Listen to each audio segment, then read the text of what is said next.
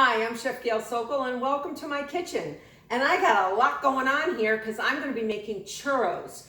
You know, the Spanish or Mexican fritters or donuts, and they're so easy to make.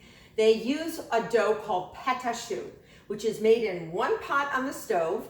And if you remember, if you've ever eaten an eclair or a cream puff, it's the same type of dough. So we're going to start in this pot, so come on over here, and we're going to pair it with a beautiful yummy burnt sugar rum sauce. So what I have here is a stick of butter and a cup of water, and I'm bringing it to a rolling boil. All right, so it's going to come to a boil, so you can see the water beginning to simmer just a little bit. And what we want to do is we're creating, it's almost like a roux if you've ever made a gravy, you know, like fat and flour. And I have 1 cup of flour already. So it's already boiling. I'm going to add a teaspoon of sugar to the flour. And I like them a little spicy, so I'm going to add a little bit of a teaspoon of cloves, and a teaspoon of ground cinnamon and a pinch of cloves. And come on over and take a look. And I'm actually going to, see how it's boiling? You want it boiling because all this water is going to help steam leaven our dough, our little donut fritters in our oil. So I'm going to keep that going. Look what I'm doing. And it looks like, what is this woman making? Because it's actually going to come together and look like a giant blob of mashed potatoes. But don't fret. It's exactly what it should look. I'm taking off the heat for a second. All right. And I'm going to turn down my cooktop. And it looks this color because of the cinnamon and the cloves.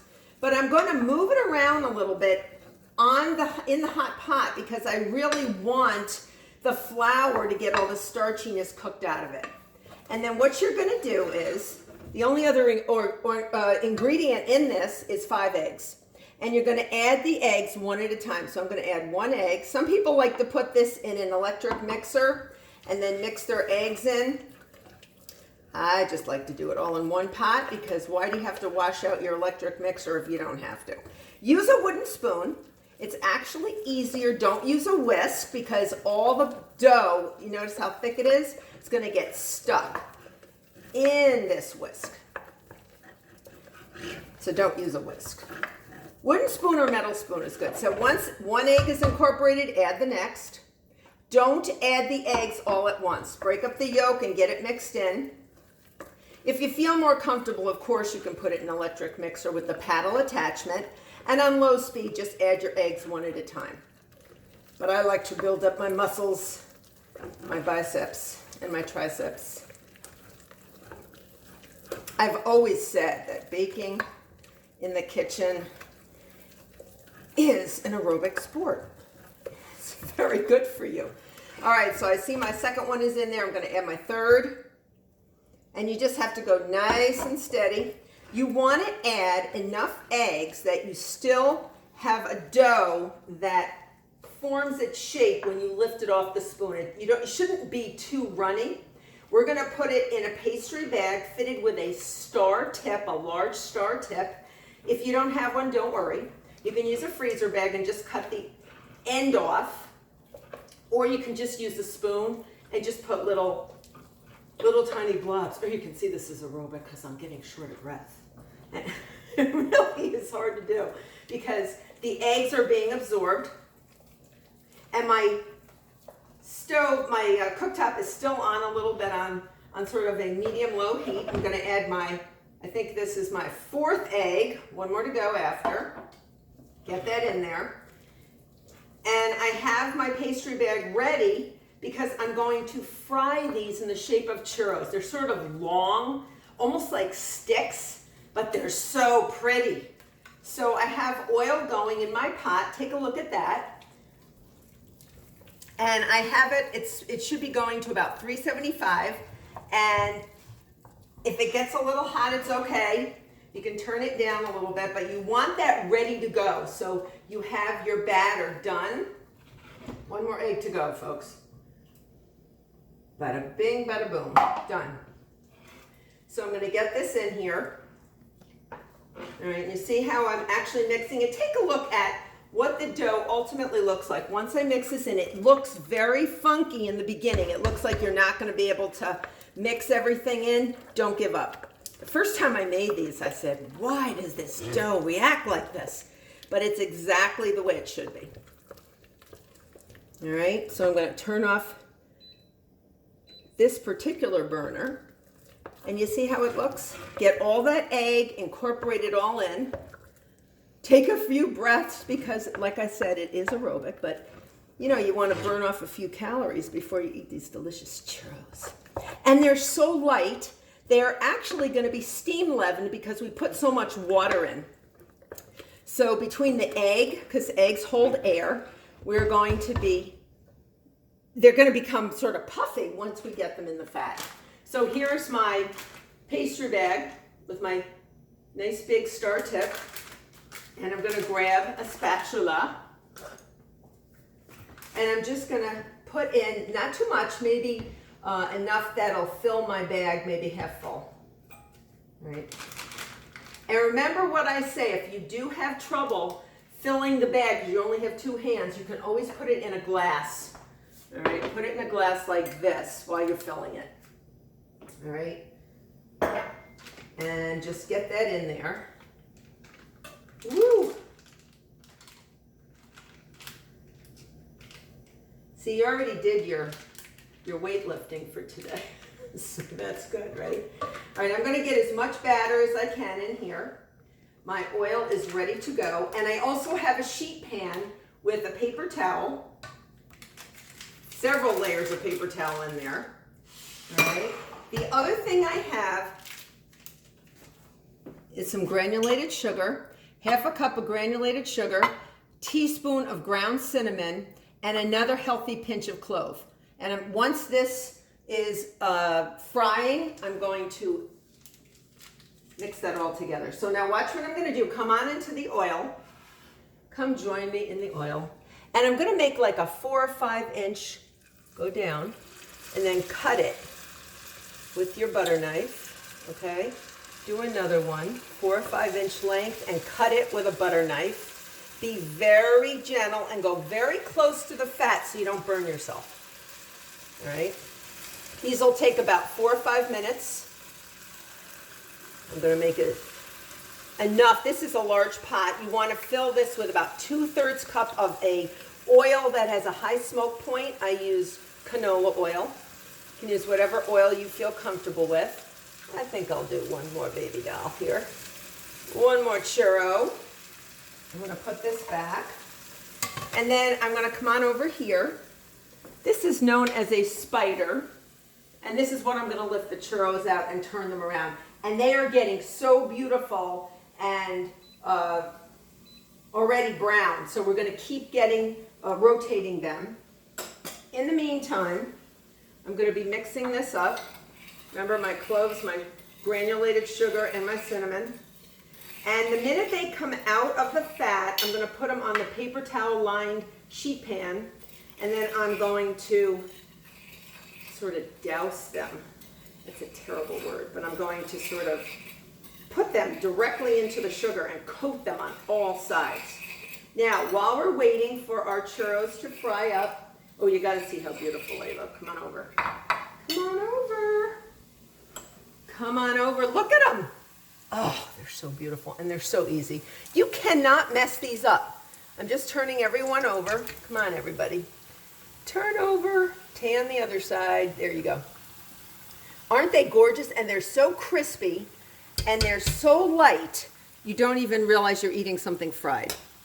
In the meantime, I'm going to start a pot to make our beautiful burnt sugar rum sauce. So I have 3/4 cup of granulated sugar, and this is a good way to make the starting of a caramel sauce. And this really is the basis for a caramel sauce. I'm going to be watching my churros with one eye. I feel like an African chameleon, you know, like the eyes that go different directions. I have a little water with a pastry brush, and I'm going to add, just in case I need to wipe down the sides, and I have 1/4 cup of water. I'm going to pour the water. Come see how I pour the water. I'm going to pour it around the edges. Okay, so I'm going to pour it around the edges. And then I am going to give it a good mix. And then once I give it a good mix, I'm going to put the spoon down. You don't want to overly stir any type of caramel sauce or sugar sauce. The reason is you will actually cause crystals to come into your sauce and cause a reaction, like a crystallization reaction, and you can actually end up ruining your sauce. It'll actually seize up, and then you'll just have to start over. So I want to show you, I just stirred it. All the sugar is completely in there. And I want to show you, come on over for a second. I know I have it, you're going back and forth and back and forth. But let me show you, you see it? So you see what's happening here. You see there may be a few crystals on the side, so I'm going to dip my pastry brush in a little water, and I'm just going to go around and wipe those down because I'm not stirring anymore. No more spoon. No more spoon. And we're going to bring this to a boil until it gets to a nice color of brewed tea. Once it gets to brewed tea, we are going to add some water to stop the cooking process, and then we are going to add some rum. I have about 3 tablespoons of rum. Yum, yum, yum. And the churros are ready. So I'm sort of like doing many, many things, and I'm going to bring them to you. You should see how gorgeous. I got 3 of them here. I'm just going to put them right out here. Oh, they're so beautiful. So beautiful. Look at that, look at that. And then we're ready. Once these are done, you want to just let them drain a little bit. And then what you can do is douse them or, you know, put some sugar around them. So you can see my sugar syrup is boiling. This is not something you ever want to leave alone. You want to not go away from this. This is very hot, and this can cause burns. And the water, which starts boiling at 212 degrees Fahrenheit, you want to make sure that it doesn't overflow on your cooktop. That's number 1, it's messy, and number 2, it's dangerous. See how the bubbles actually look almost volcanic in nature. They look so incredibly like bubble upon bubble, but it's not viscous yet. Wait till you see how viscous it gets. All right, I'm gonna churro a little more, folks. All right, until we're ready. A little more churro. All right, so we're gonna get these. These actually make about 20, depending on how big you make them. You can make them little, you can make them big. I like them big, whatever you want to do. And I'm watching this. If it starts boiling over or overflowing, turn the heat down. All right. So again, we've got a lot going on here. We've got busy, busy cooktop. All right, so that's the only, I'm going to let those go. All right, now, I'm going to grab about 1/4 cup of water because once this actually boils, we're going to add water to stop the cooking process. Now, in a caramel sauce, if you've ever made one, you usually would add heavy cream to stop the cooking process, and it can get very sputtery. Well, the water will stop the cooking process, so I'm going to get about 1/4 cup. All right, you want to always look down at the meniscus and make sure you're measuring it properly, and I have. All right.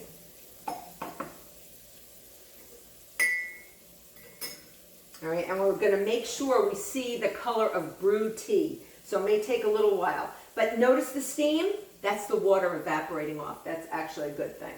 All right, I'm going to sort of turn my churros. All right. Oh, I made little ones. I made little ones this time.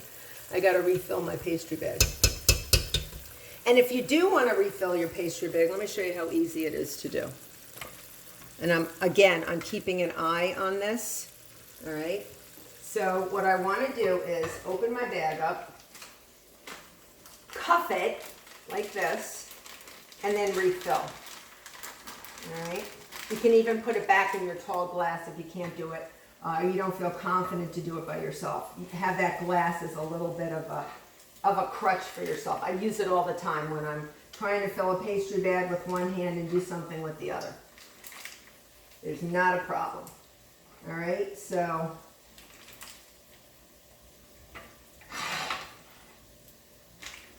I'm not going to fill it up totally, but I will